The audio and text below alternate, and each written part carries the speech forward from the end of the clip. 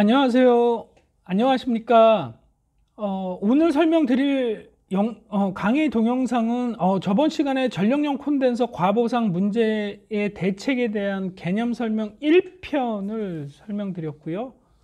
오늘 설명드릴 영상은 그 개념 설명 1편 동영상에 이어서 2편을 계속 설명드리겠습니다. 그리고 2편 설명드린 뒤에 마지막으로 3편 서브노트를 설명드리는 것을 완성으로 하겠습니다. 1편 개념 동영상에서 설명드렸던 내용을 간략하게 설명드린 후에 이어서 2편 설명 못 드렸던 부분, 고주파 왜곡이라든가 그런 부분에 대해서 설명드리겠습니다. 콘덴서의 설치 목적은 1편에서 보셨다시피 무효전력을 보상한다. 그리고 이렇게 안 하면 한전에서 페널티 요금을 부과한다. 그리고 팩터 해석인데 로드 부하였는데 이렇게 코사인 세타 위상차가 발생했는데 결국에 우리가 콘덴서를 설치해서 역률 1점으로 올린다. 그러니까 역률 1로 계산한다. 즉 근데 콘덴서를 너무 많이 설치하거나 이제 개통이 관리가 안 돼서 과보상이 된다면, 선로의 충전 전류나 이런 거랑 합쳐져서 과보상이 된다면 팩터도가 전압 기준으로 이렇게 앞서게끔 이렇게 팩터도로 표현된다. 이걸 그려드렸고, 콘덴서의 이제 문제점이, 과보상의 문제점이 수전단 전압보다 그러니까 수전단 전압이 송전단 전압보다 높아지는 무엇이 페란트 현상이 생기고, 앞서 설명드렸던 1편에 설명드렸던 이 팩터도 기준으로 안 보고 오셨던 분이라면 1편 영상을 꼭 참고해 주시기 바랍니다. 그래서 이런 식으로 팩터도가 그려진다. 이것까지 그러면 여러분 지금 잠깐 생각해 보면 크게 암기 안 하셔도 벌써 다 그리셨죠. 우리가 이 전압 팩터하고 전류 팩터만 찍찍 그릴 줄만 하면 이거 다 그릴 수 있는 거잖아. 그러니까 꼭 외우지 않아도 여기에 대한 전압 강압은 I에 대한 이 전압 강압은 이런 식으로 해서 그려지는구나. 이렇게 하면 여러분 암기에 대한 부담이 상당히 줄어들 거라고 생각합니다. 그래서 페란티 현상은 장거리 송전 솔로에 발생되는 거고, 송전 솔로의 이 충전 용량 때문에 우리가 회로인에서 배웠듯이 이 솔로의 충전 용량은 C1, C2, C3 그래서 N 어떤 이렇게 무한대로 합쳐져서 수용과에서 과보생되는 충전 전류와 합쳐져서 이제 송전단에 영향을 미치는 거죠. 근데 그것을 방지하려고 하면 이 블로 리액터를 설치해서 이 L 값으로 이 C 값을 상쇄해줘서 보상한다. 그래서 한국전력 개통에서 설치하는 게 이제 블로 리액터를 설치한다. 그걸 설명드렸고, 두 번째는 이게 손실. PL, KI 제곱 R에서 I 부분만 풀었으면 루트 3 V 코사인 세타분의 P 아닙니까? 그래서 우리가 시계 기준으로 본다고, 저는 그렇게 이해했어요. 아니, 이렇게 이해할 수밖에 없죠. 왜? 그 아날로그 우리 역률계가 이렇게 생겼잖아요. 그쵸? 그래서 지침이 이렇게 오른쪽으로 기울면 지상이고, 우리가 과보상에서, 지침이 앞으로 기울이면 진상인데, 똑같이 진상도 0.8%로 가리키고, 지상도 0.8%입니다. 극단적으로 진상돼서 이 지침이 막 0.5, 0.6, 0.3까지 떨어지면 어떻게 코사인 세타가 감소되게 되고 역률이 감소되게 되고, 그러면 전력 손실이 어떻게 더 증가한다. 설치해도 문제, 안 설치해도 문제. 근데 한전에서 그러니까 어느 전까지 너네 수용과 역률 맞춰. 이렇게 해서 안 맞춰? 그럼 너네 페널티 요금 부과할게. 그래서 전력용 콘덴서 요금이 부과되죠. 예전에는 이 90%만 맞추면 90% 이상, 95% 이상 했는데 이제 한참 됐죠. 몇 년 됐죠. 근데 이제 진상까지 이제 한국전력에서 관리하고 있습니다. 그만큼 이런 문제가 어떻게 심각하기 때문에 그렇게 페널티 요금을 부과하는 겁니다. 그리고 이제 오늘 이제 본격적으로 설명드릴 문제 부분이 이제 개념 설명에서 이제 고주파 왜곡 증대입니다. 고주파 왜곡 증대. 고주파 왜곡 증대, 과보상까지 발생되면 이제 고주파 왜곡이 증대되는데, 그거 왜 증대되냐, 그 얘기거든요. 여러분, 이렇게 판서를 하면서 설명해 주면 좋은데, 나중에 기회가 되면 제가 이렇게 판서를 하면서 이렇게 설명드릴 때도 있을 것 같습니다. 변압계를 그린 거고요. 이게 전원 측 리액턴스 이거 발음하기 굉장히 어렵더라고. XX 성분, 그냥 전원축 리액터스 성분, 그리고 일반 부하입니다. 그냥 일반, 뭐라고 그럴까요? 동력 부하, 뭐 이런 것들입니다. 근데, 사이리스터 부하, 그러니까 UPS라든가, 우리, LED, SMPS에서도 고주파 발생되는 거 아시죠? 이제 그런 부하들, 사이리스터 부하, 전자장비들, 뭐 민감한 장비들에서는 여기서 운전될 때 여기서 고주파 전류가 발생됩니다. 통신 장비들, 뭐 데이터 센터의 이제 통신 장비나 이런 것들에서는 이렇게 고주파 전류가 발생됩니다. 그래서 고주파 전류는 흐르죠. 뭐 전원축으로 흐르고 일반 뭐 전동기로도 흐르고 막 이렇게 흐릅니다. 그리고 콘덴서 부분에도 흐르고. 그래서 XL로 표현할게요. 그러니까 XL에도 이렇게 흐르고 하는데 고주파가 이제 발생됩니다. 여기서 고주파가 발생됐어. 그리고 고주파의 부분도 건축전기 설비기술서에 굉장히 많이 출제되니까 고주파 부분도 별도로 정확하게 다루겠습니다.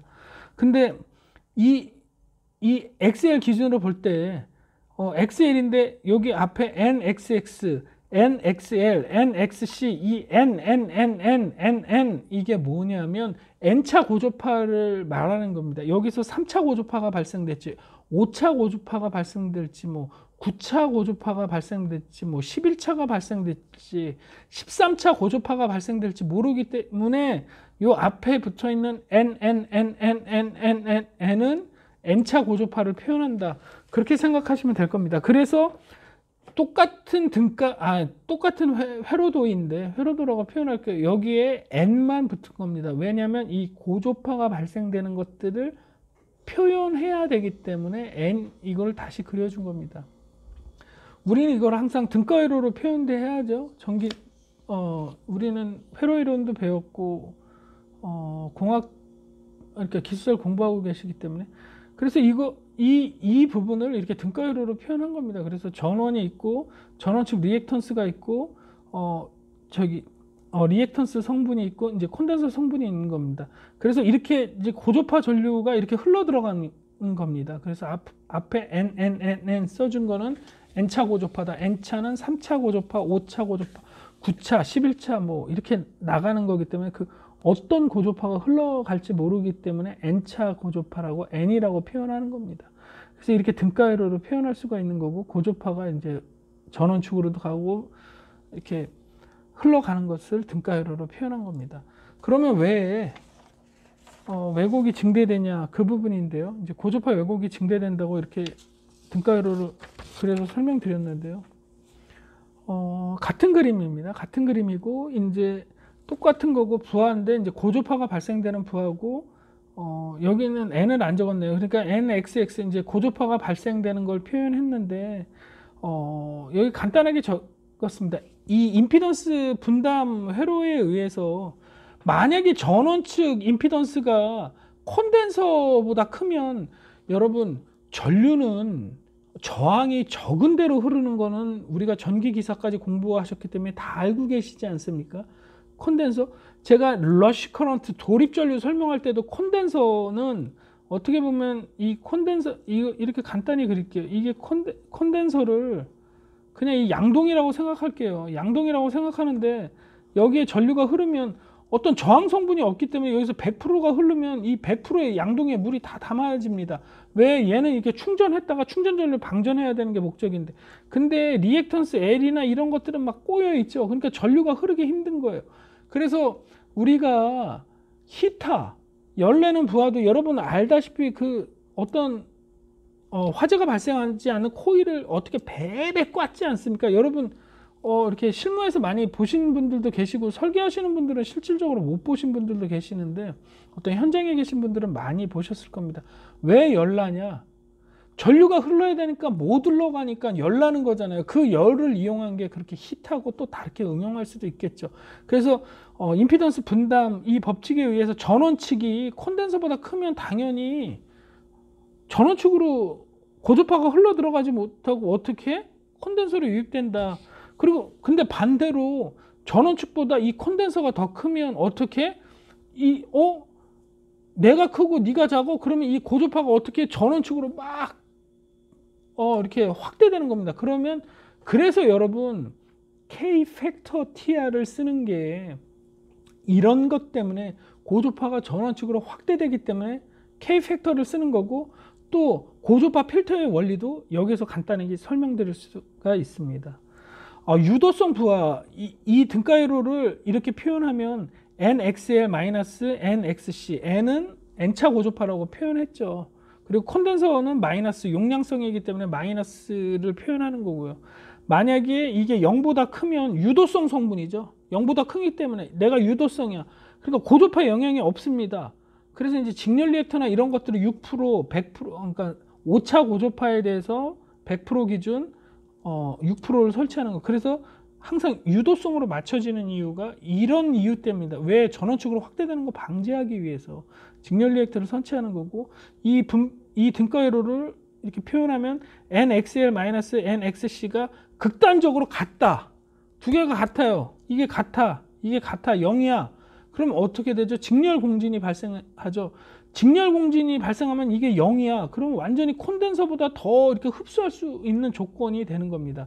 그러면 어떻게 고주파는 100% 어떻게 이게 저항 성분이 없으니까, 여기 뭐 막아주는 성분이 없으니까 물 틀면 그냥 양동이에 콜콜콜 다 받아지는 겁니다. 그러니까 100% 콘덴서에 고주파 유입되면 어떻게 될까요? 콘덴서가 열이 나잖아요. 고주파 때문에, 고주파 문제 때문에 고주파 열난다 열이 나지 않습니까? 열나고 뭐 콘덴서도 파손되고 단자도 막 이렇게 어떻게 문제가 생기고. 근데 이렇게 문제가 생기는데 이거를 다르게 바꾸어 생각하면 콘덴서란데 고주파의 이상 고주파 전류가, 안 좋은 고주파 전류가 전원축으로 흘러 들어가는 게 아니라 나한테 오네. 이것을 바깥 응용해서 설명해서 만든 게 고주파 필터입니다. 고주파가 발생되면 회로 손실 0으로 직렬 공진 상태로 만들어서 어떻게 나한테 다 흘러 들어와. 이게 극단적으로 필터라고 생각할게요. LC 부분을 공진시키 0으로 만드는 겁니다. 그럼 여기서 고주파가 발생되면 이게 전원축으로도 흘러가고 부하축으로도 흘러가고, 그래서 여기에 있는 계통 전력 품질을 왜곡시켜야 되는데 전류 손실이 0. 항상 전류는 저항이 없는 쪽으로 흐르지 않습니까?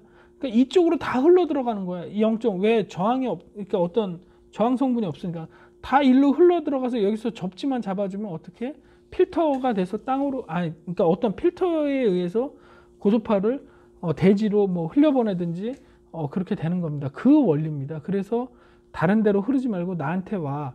그렇게 응용된 게 고주파 필터인데, 만약에 고주파 필터가 아니고 극단적으로 직렬 공진 상태가 되면 모든 안 좋은 것들이 콘덴서로 흘러서 어떻게 콘덴서가 유입돼서 열화되고 어떻게 파괴되고 수명이 단축되겠죠. 그리고 우리가 말한 용량성, 이제 과보상, 이거는 직렬 공진이고 이건 과보상입니다. 이 임피던스 분담, 이 회로에 의해서 이렇게 표현되는데요. 다시 쓰면 NXL-NXC분의 0인데, 만약에 용량성 성분, 이제 과보상이 된다고 하면 이거입니다. 전원축보다 콘덴서가 크기 때문에 과보상돼서 이게 고주파가 이 고주파가 전원축으로 확대되는 거야. 이제 나한테도 오지 마. 나한테 이제 필터가 아니고 얘가 더 커진 거야. 얘가 더 작아.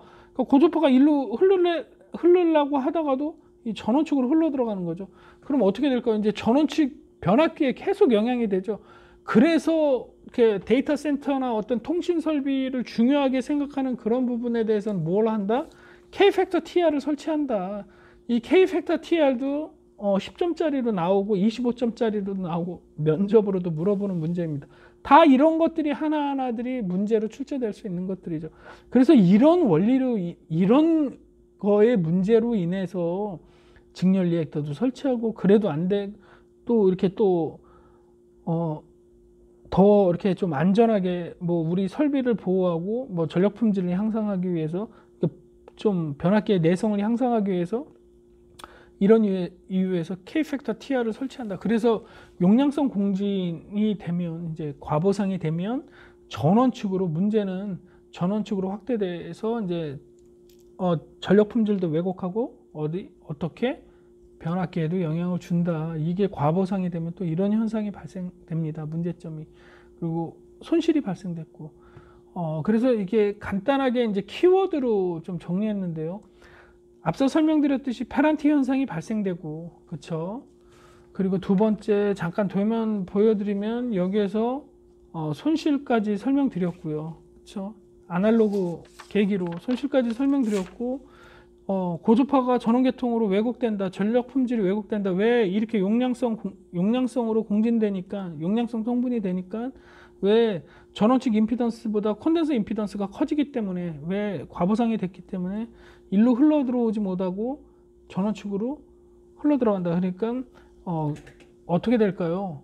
고주파 때문에 전압계통이 왜곡되고 전력 품질이 안 좋아지는 거죠. 근데 이게 중요 반도체 장비, 우리 삼성전자나 뭐 LG전자, 뭐 다른 뭐 전자회사 뭐 있다고 하면, 그런데 이제 반도체 장비 정확히는 모르지만 뭐 머리카락보다 얇다고 하대요. 저는 이제 그 반도체 부분은 아니기 때문에. 근데 이제 그런 정밀 기기들이 동작할 때 이제 오동작이 발생되죠. 그래서 굉장히 중요합니다. 그리고 제가 참여했던 프로젝트 하나도 접지도 어떤 걔네 회사, 그러니까 유럽 회사의 그 기기가 오면 걔네가 요구하는 접지 기준에 맞춰서 그 접지 저항값을 또 맞춰야 되더라고요.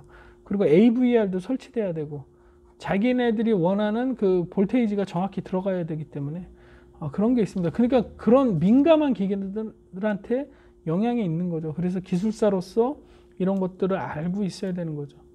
그리고 아까 말씀드렸듯이 역률이 저하되고 진상되니까, 이 시기에서 말씀드렸잖아요. 지상이 되던 진상이 되던 바늘이 가리키는 지침은 0.8이던 지상에 0.8이던 뭐 극단적으로 0.6이던 지상으로 0.6이던 이 값이 낮아지기 때문에 전력 손실은 반비례해서 어떻게 증가한다. 그 얘기를 아실 수 있습니다. 그래서 이제 그리고 콘덴서가 열화되죠. 뭐 외울 거가 없는 것 같아요. 이 용량성 공진이 되니까, 과부성이 되니까 일로 다 흘러 들어온다며. 뭐 그래서 이제 콘덴서도 열화되고, 그렇죠? 그 다음에 계전기 오동작인데 잠깐 한 1초만 생각해 볼까요? 어떤 계전기 오동작 우려가 있을까요? 과전압 계전기죠. 이제 과전압 계전기, 이제 과전압이 발생하니까 이제 과전압 계전기가 오동작 된다. 이런 것들이 어떻게 문제점으로 여러분들께 설명드렸습니다. 그럼 대책은 어떻게 하냐? 대책은 AFFR 자동 전압 조정기 설치하고요. 그렇죠? 그리고 계전기 오동작에 대한 것은 OVR 과전압 계전기 설치해서 어떻게 차단해야 되는 거고, 이거는 이제 대책이니까 차단해야 되는 겁니다. 야, 우리 수용과 OVR 동작해갖고 뭐 전원 트립되고 이러면 안 되잖아. 뭐 UVR 계전기도 락을 걸어놓다든가, 우리 아날로그 원판은 뭐 스펀지나 이런 거 꼽아놔갖고 못 돌아가게끔 해주시는 수용가도 있고, 그 지팜이나 이런 것들은 뭐 순간 UVR 저전압 들어와도 우리가 PLC처럼, 우리 PLC 공부하셨잖아요. PLC처럼 어떤 타이머가 동작하려고 해도 이 타이머가 동작하려고 해도 이 센서가 이렇게 온 이렇게 감지했다고 해서 바로 동작하는 게 아니라, 센서가 온을 감지하고 어느 정도 시간이 흘러야 이것을 지팜에서 설정할 수 있거든요. 여러분들이 PLC 하시는 분들도 아실 거예요. 전기 개장 하시는 분들, 어느 정도 센서를 계속 감지하고 있어야, 10초 정도는 감지하고 있어야 어떤 다른 게 동작해라. 이런 것들은 우리가 어떤 공작 기계에서 어떤 파이프나 이런 게 흐를 때 쭉 감지하고 이게 다 나왔다 생각하면 이렇게 절단이 되고 해야 되는데, 요 머리 부분만 살짝 감지되고 제품 인식됐네, 절단기 내려와 잘라, 이게 아니라 우리가 10m를 잘라야 되니까 10m는 최소 한 20초 정도는 이게 롤피다에서 이렇게 흘러나와야 10m가 나왔다, 이걸 인식하니까 10초 후에 동작해라. 그래서 차단하죠. 근데 이제 이 얘기 엉뚱하게 생겼는데, 이제 OVR 동작하면 우리 수용가 정전되니까 이건 안 돼. 이건 아니고, 이건 대책에서 이렇게 과전압이 생기니까 이런 계전기를 설치해야 된다. 이것도 설명드린 겁니다. 그러니까 항상 답안지는 쓸 때 여러분들의 주관적인 생각은 이제 결론 부분이나 뒷부분에 피력하시면 되고, 기본소나 이런 부분에 나와 있는 것은 충실하게 표현해야 되는 겁니다. 그래서 제가 설명드리는 문제들이 기본 중에 기본 문제고, 이런 문제들을 잘 정리하고 암기할 때 57점, 58점이 나오는 거고, 그리고 나서 시사성 문제라든가 법규 변경된 거 정리하시면 상당히 빠르게 이렇게 공부가 빠르게 되시는 거라고 생각합니다. 그래서 OVR 그렇게 설치하는 거고, SBC도 이제 어떤 뭐 TCR, TSC 뭐 이런 걸로 해갖고 과보상이나 뭐 직렬 리액터를 조정하거나 뭐 콘덴서를 조정하거나 해서 계통의 역류를 조정하는 거죠. 그리고 전원 측, 이거는 한전 측입니다. 그래서 한전 측에서 할 수 있는 게 동기조상기를 설치하는 거고, 블로 리액터를 설치한다. 제가 말씀드렸듯이 이 개념 설명에서 이렇게 충전 전류가 커지는데, 이 블로 리액터 L 값으로 이 충전 전류를 어떻게 다 상세해서 이 충전 전류, 그러니까 과보상을 보상하겠다. 이게 전원 측의 대책입니다. 오늘 설명드렸던 문제는 이제 전력용 콘덴서 과보상 및 대책에 대해서 1편에 이어서 여러분 2편까지 설명드렸습니다. 근데 이것을 한 번에 설명드리려고 하면 저도 좀 힘들고, 또 저도 직장 다니고 있고, 그리고 또 내용이 길어지면 여러분들이 이렇게 공부하시는데 좀 이렇게 좀 집중도도 떨어지시고 해서, 이렇게 부득이하게 개념 1편, 개념 2편, 그리고 세 번째 서브노트가 이렇게 설명되는 걸로 진행하게 됐습니다. 다시 정리하면 콘덴서의 목적에 대해서 설명드렸고, 서브노트를 보고 계신데 목적에 대해서 설명드렸고, 팩터도를 그렸고, 이 팩터도를 그린 이유가 이 페란테 현상에 대한 이 팩터도를 설명하기 위해서 그린 것입니다. 그래서 두 번째는 페란테 현상에 의해서 이런 충전 전류, 이 회로 이론에서 병렬은 우리가 직렬로 더해지기 때문에 이렇게 이런 충전 용량과 수용가에서 발생되는 진상 전류와 합쳐져서 수전단 전압이 어떻게 송전단 전압보다 높아지는 페란테 현상이 발생되는 거죠. 이걸 대책으로 어떻게 이 블로 리액터를 설치해서 이 L 값으로 어떻게 이 C 값을 상쇄해 준다. 그래서 보상한다. 이 얘기입니다. 그리고 전력 손실이 증가하는 것도 여러 번 설명드렸죠. 앞선다, 뒤선다. 하지만 값은 같다. 이 극단적으로 여기를 가리키고 있으면 0.6%고 바늘이 여기를 가리키고 있어도 어떻게 0.6%다. 그러니까 어차피 얘는 낮아지니까 반비례하니까 어떻게 진상이든 지상이든 전력 손실은 증가한다. 그리고 이거 고주파 왜곡을 설명드리기 위한 등가 회로였고요. 이 등가 회로가 왜 이 회로를 그렸고, 등가 회로를 그렸고, 이 임피던스 분담에 대한 유도성이냐, 용량성이냐, 직렬 공진이냐, 이거에 설명드렸고, 이런 이유 때문에 직렬 리액터를 설치하는 거고, 이런 이유로 고주파 필터를 우리가 만들어서 사용할 수 있는 거고, 이런 이유로 용량성 공진 때문에 K팩터를 설치하게 된다. 여기까지 이해하실 수 있었습니다. 그래서 문제점은 페란테 현상, 전력 손실, 고주파 왜곡, 역률 저하, 콘덴서 열화, 계전기 오동작이 발생되고요. 이거에 대한 대책은 AFFR, OVR, SBC, 전원 측은 동기조상기 블로 리액터입니다. 오늘 설명을 드렸는데요. 두 번째 영상이었습니다. 어떻게 설명이 도움이 되셨는지요? 혹시나 이 영상을 처음 보신 분은 1편 개념 영상을 보시고 다음에 업로드되는 3편까지 이제 서브노트를 설명드리는 것까지 설명을 들으시면 이제 이 문제에 대해서 좀 더 쉽게 접근하실 수 있을 것 같습니다.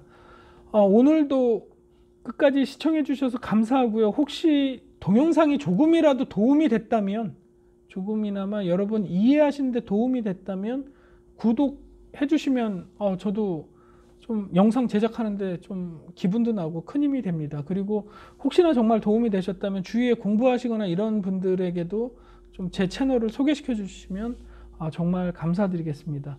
오늘도 끝까지 동영상 시청해 주셔서 감사드리고요. 모두 합격하실 거라 진심으로 믿습니다. 여러분 좋은 하루 되시고요. 하시는 일 모든 일 잘 되시기를 진심으로 기원합니다. 끝까지 시청해 주셔서 감사합니다. 이상입니다.